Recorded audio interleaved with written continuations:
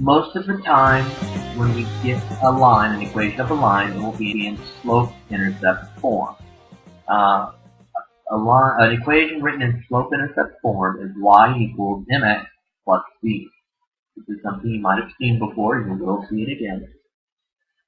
We have y is the output, and we should remember from our video on the on functions.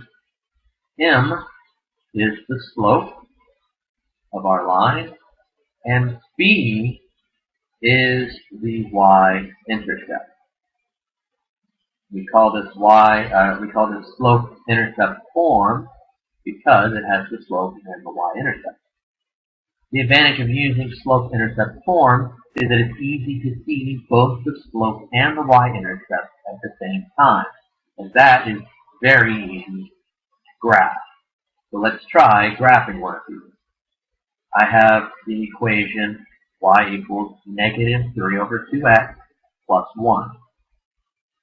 The easiest way to graph this will be to find m, then find b, and then use that information to draw my graph. Now, m is the number in front of x. Here I have negative 3 over 2x, so m is negative 3 over 2. That means that my slope has a rise over run of negative 3 over 2, so it will move downward 3 and over 2. The number at the end is b. So I'm adding 1 to this plus 1. That means that b, my y-intercept, is at 1. Now I can use this information to graph the line. B is my starting point, so I'm going to start at B, and that's at 1. Crosses the y-intercept at 1.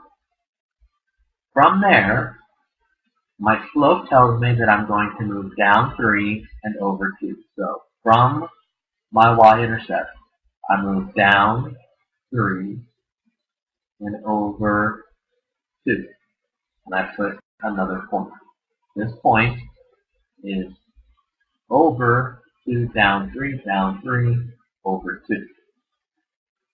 If I wanted to repeat this step, I could start from my newest point, move down 3 and over 2 to create a new point. I could also move backwards. Since this is negative 3 over 2, I could move upwards 3 and backwards 2, because I could decide if I want the negative signs to go with 3 or with 2. We can't go with both, but it can go with either one. So I could go backwards 2 and up 3. And we can see that that stayed in line with the other. If I had ended up with a point that was not in this line, then I would know that I did not plot the point correctly.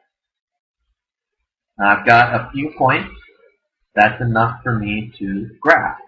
So that's what I'm going to do. I'm going to graph this line. And there we have it. There's the graph of negative 3 over 2x plus 1.